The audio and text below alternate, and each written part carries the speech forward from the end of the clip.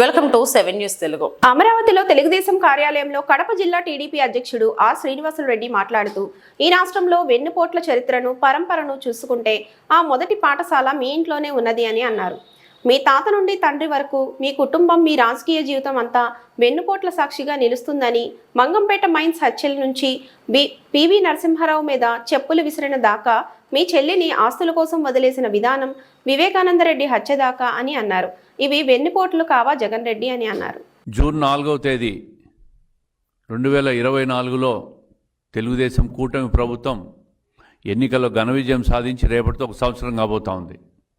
మరి అదే రోజు ఆశ్చర్యకరంగా వైఎస్ఆర్ కాంగ్రెస్ పార్టీ జగన్మోహన్ రెడ్డి గారు వెన్నుపోటు దినమని చెప్పి ఒక కొత్త డ్రామాకు తెరలేపినాడు. వెన్నుపోటు దినమట.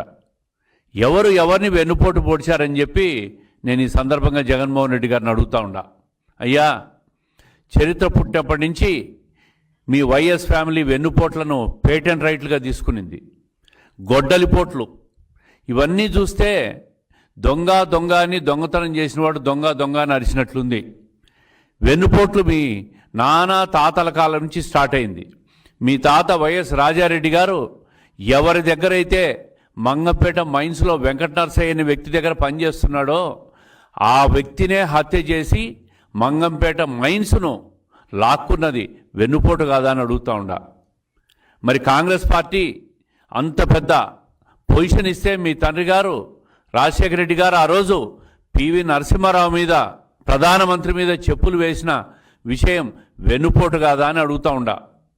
మరీ ఈ ముఖ్యమంత్రి జగన్మోహన్ రెడ్డి గారు, మాజీ ముఖ్యమంత్రి గారు సొంత చెల్లెల ఆస్తులు లాక్కొని మరి చెల్లెలను నడి రోడ్డు మీద వదిలేసినట్టు వెన్నుపోటు కాదా అని అడుగుతూ ఉండా.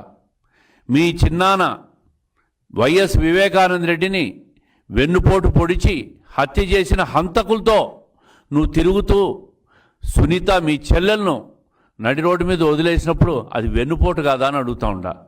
ఈ విధంగా చూస్తే అన్ని రకాలుగా వ్యక్తిగతంగా వెన్నుపోటు పొడిచిన చరిత్ర మీది.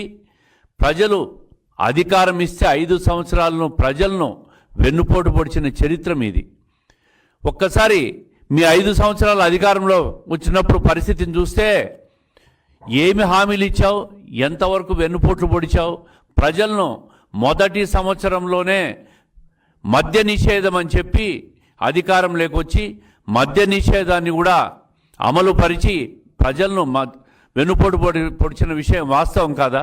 నాసిరకం మద్యాన్నంతా అమ్మి ప్రజలను అనారోగ్యం పాలు చేసి వాళ్ళ మరణాలకు కారణం ఈ వైఎస్ జగన్మోహన్ రెడ్డి ప్రభుత్వం కాదా? ఇది వెన్నుపోటు కాదా అని అడుగుతూ ఉండా. ఈ విధంగా హామీలిచ్చి వెన్నుపోటు పొడిచిన 5 సంవత్సరాలు నడిపిన ప్రభుత్వం మీది. మళ్ళీ ఈరోజు కొత్తగా ఈ తెలుగుదేశం ప్రభుత్వం ప్రజాస్వామ్యబద్ధంగా అధికారం లేకొచ్చి 1 సంవత్సరంలోనే 70% హామీలు అమలు చేసిన ఈ ప్రభుత్వం మీద మీరు వెన్నుపోటు దినంగా ప్రకటిస్తారా? వెన్నుపోటు అనేది మీ పేటెంట్ రైట్స్, మీతోనే ప్రారంభమైంది. ప్రతి అంశంలో నీ వ్యక్తిగత జీవితంలో వెన్నుపోట్లే. ప్రజలకు 5 సంవత్సరాలు అన్ని రకాలుగా కూడా వెన్నుపోటు పొడిచిన ప్రభుత్వం ఏదైనా ఉందంటే అది వైఎస్ఆర్ కాంగ్రెస్ ప్రభుత్వం అని చెప్పి, అది జగన్మోహన్ రెడ్డి గారు తీసుకున్న పేటెంట్ రైట్ అని చెప్పి ప్రజలకు మీ ద్వారా తెలియజేస్తూ ఉండా. ఆస్తి కోసం చెల్లెల్ని, అదేవిధంగా తల్లిని కూడా చివరకు రోడ్లో వేసిన మనిషి ఎవరైనా ఉన్నారంటే అది జగన్మోహన్ రెడ్డి గారు. ఆయనే ఒక పెద్ద వెన్నుపోటుదారుడు. మళ్ళీ ఈరోజు వెన్నుపోటు అని చెప్పి కొత్త డ్రామాకు తెరలేపినావు. అదేవిధంగా మెగా డిఎస్సి అన్నావు. 5 సంవత్సరాల్లో ఒక్కసారైనా డిఎస్సి పెట్టావా అని చెప్పి అడుగుతూ ఉండా. ఈరోజు కూటమి ప్రభుత్వం వచ్చిన తర్వాత 16,000 పైచిలకు డిఎస్సి పోస్టులకు నోటిఫికేషన్ ఇచ్చి జూన్ నెలాఖరు లోపల భర్తీ చేస్తామన్న ఈ ప్రభుత్వ చిత్తశుద్ధి ఇది వెన్నుపోట? 5 సంవత్సరాల్లో మెగా డిఎస్సి పెడతానని చెప్పి అధికారం లేకొచ్చి అమలు చేయకపోవడం వెన్నుపోట అని చెప్పి నేను అడుగుతూ ఉండా. అన్నా క్యాంటీన్లను రద్దు చేసి మరీ పేదవాడి పొట్టను అన్నం తండి లేకుండా చేసిన నువ్వు అది వెన్నుపోటు కాదా అని అడుగుతూ ఉండా. బీసీ, ఎస్టీ, మైనారిటీ సప్లాన్లో నిధులు మళ్లించి సామాజిక న్యాయానికి వెన్నుపోటు పొడిచిన మీరు మళ్ళీ ఇతరుల మీద వెన్నుపోటు అని మాట్లాడుతూ ఉండారు. అదే కాకుండా ఈరోజు తెలుగుదేశం ప్రభుత్వం వచ్చిన తర్వాత 70%, మొదటి సంవత్సరంలోనే 70% హామీలన్నీ కూడా అమలు చేశాం. ఈ దేశంలో 4,000 రూపాయల పెన్షన్ ఏ రాష్ట్రంలో కూడా అమలు చేయడంలా. మరి అధికారంలోకి వచ్చిన వెంటనే ఏదైతే సూపర్ 6లో భాగంగా 3,000 నుంచి 4,000 రూపాయల పెన్షన్ అమలు చేస్తామని హామీ ఇచ్చామో ఆ హామీని ఈరోజు స్వచ్ఛంగా అమలు జరుగుతున్న పరిస్థితిని మీరు చూస్తూనే ఉండారు. వృద్ధులు, వితంతువులు, వికలాంగులు సంతోషంగా వాళ్ళ ఇంటికి 1వ తేదీ పొద్దున 7 గంటలకు వాళ్ళ చేతుల్లో పెన్షన్ డబ్బులు చేరుతున్న విషయం వాస్తవం కాదా? ఇది ఏదైతే ఎన్నికల్లో చెప్పామో ఈ హామీ అమలు చేస్తున్న ప్రభుత్వం మా కూటమి ప్రభుత్వం కాదా అని చెప్పి నేను అడుగుతా ఉండా. మొదటి నెలలోనే మొదటి సంతకం మెగా డిఎస్సి మీద 16,347 పోస్టులకు మొదటి సంతకం పెట్టిన ముఖ్యమంత్రి ఎవరైనా ఉన్నారంటే అది హామీల అమలులో మొదటి స్థానంలో మా కూటమి ప్రభుత్వం ఉంది. దీపం పథకం కింద 3 గ్యాస్ సిలిండర్లు ఉచితంగా ఇస్తున్నాం. 1 కోటి సిలిండర్లు ఇచ్చాం. ఇప్పటికే ఈ పథకం ఏడాదికి 2,684 కోట్లు ఖర్చు పెడతా ఉన్నాం. మరి అధికారంలోకి రాగానే మీ 5 సంవత్సరాలు గుంతలు పడిన రోడ్లన్నీ కూడా బాగు కోసం ఇప్పటికే 1,200 కోట్లు ఖర్చు చేసి దాదాపు 20,000 కిలోమీటర్ల రోడ్లు గుంతలు లేని రోడ్లుగా చేసి ఈరోజు ప్రజలకు కష్టాలు లేకుండా చేసిన ప్రభుత్వం ఏదైనా ఉందంటే అది కూటమి ప్రభుత్వం అని చెప్పి నేను తెలియజేస్తూ ఉండా. మత్స్యకారుల ఉపాధికి దెబ్బతీసే జీవో 207ను రద్దు చేశాం. వాళ్ళ సేవలో పథకం ద్వారా 20,000 ఆర్థిక సహాయం కింద 260 కోట్లు ఈ ప్రభుత్వం ఖర్చు చేస్తూ ఉంది. 203 అన్నా క్యాంటీన్లను మీరు రద్దు చేసిన అన్నా క్యాంటీన్లను ఈరోజు పునరుద్ధరించాం. ఉచిత ఇసుక పథకాన్ని కొనసాగిస్తున్నాం. ఈరోజు ప్రజలకు అత్యంత స్వల్పమైన తక్కువ రేట్లలో ఈరోజు ఇసుక అందుతూ ఉంది. ప్రజలకు ఎక్కడా కూడా మీలాగా ఇసుక మాఫియాలు, మద్యం మాఫియాలు, మట్టి మాఫియాలు, ఎర్రచందనం మాఫియాలు అన్నీ కూడా ఈరోజు తెలుగుదేశం ఈ ప్రభుత్వం వచ్చిన తర్వాత ప్రతిదీ అరికట్టగలిగినాం. చెత్త పన్నును రద్దు చేశాం. మీరు చెత్త పన్ను చెప్పి ప్రజల మీద పన్ను వేస్తే దాన్ని ఈరోజు చెత్త పన్నును రద్దు చేసి అదేవిధంగా గత ప్రభుత్వం 83 లక్షల చెత్తను పేరుకుపోతే ఈరోజు చెత్తనంతా కూడా మళ్ళీ రీసైక్లింగ్ చేస్తూ ప్రజల ఆరోగ్యాన్ని కాపాడుతున్న ప్రభుత్వం ఈ తెలుగుదేశం కూటమి ప్రభుత్వం. ధాన్యం రైతులను గత ప్రభుత్వం బకాయిలు పెట్టింది 1,674 కోట్లు. అవన్నీ కూడా ఈరోజు ఈ ప్రభుత్వం వచ్చిన తర్వాత విడుదల చేశాం. కూటమి ప్రభుత్వంలో 990 కోట్లు పంచాయతీలకు కేటాయించి 4,500 కోట్లతో గ్రామాల్లో ఇప్పటికే 30,000 పనులకు శ్రీకారం చుట్టి ప్రతి పనిని కూడా పూర్తి కావాల్సిన పరిస్థితిని ప్రజలందరూ కూడా గమనిస్తూ ఉన్నారు.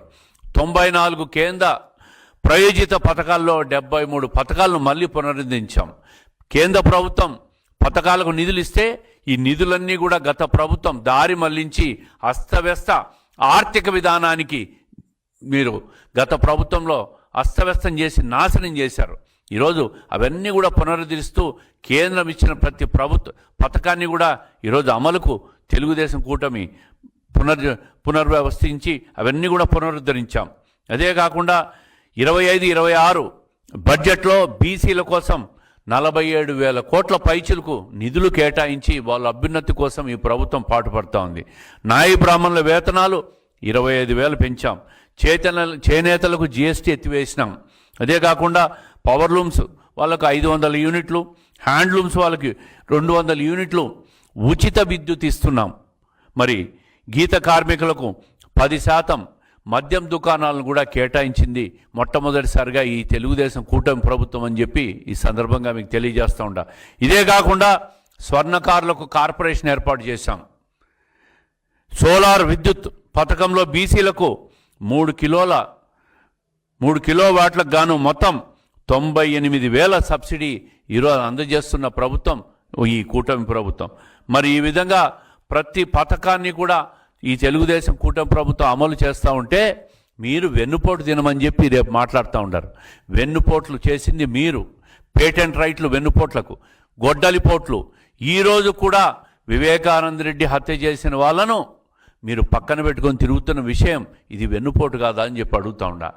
అన్ని రకాలుగా రాష్ట్రాన్ని, కుటుంబాన్ని, రాష్ట్ర ప్రజలను ముంచేసి ఒక్క ఛాన్స్ అని చెప్పి అధికారం లేకొచ్చి రాష్ట్ర ఆర్థిక వ్యవస్థను నాశనం చేసి మీ కుటుంబ వ్యవస్థను కూడా నాశనం చేసి కుటుంబ వ్యవస్థకు వెన్నుపోట్లు పొడిచి ఆశలు పెట్టుకొని ఓట్లేసిన రాష్ట్ర ప్రజలను కూడా వెన్నుపోటు పొడిచిన ఘనత ఎవరైనా ఉందంటే అది ఒక్క వైఎస్ జగన్మోహన్ రెడ్డి గారికే చెందుతుంది. ఆయనదే ఈ వెన్నుపోట్ల పేటెంట్ రైట్ అని చెప్పి ఈ సందర్భంగా ప్రజలకి ఈ విషయాలన్నీ తెలియజేయాలా.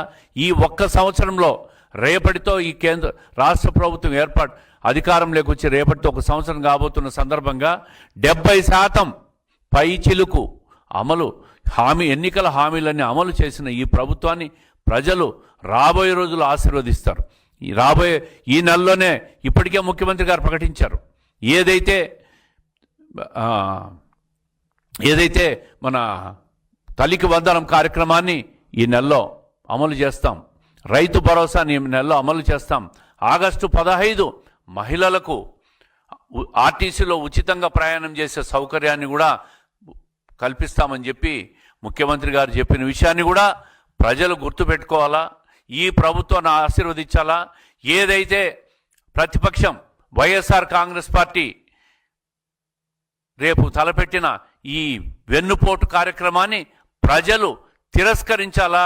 ప్రజలు సహకరించకూడదు. దీనికి వాళ్ళు పొడిచిన వెన్నుపోటు ప్రజలు వాళ్ళకే వెన్నుపోటు పొడచాలని చెప్పి ఈ సందర్భంగా పిలిపిస్తూ ఉండాలి.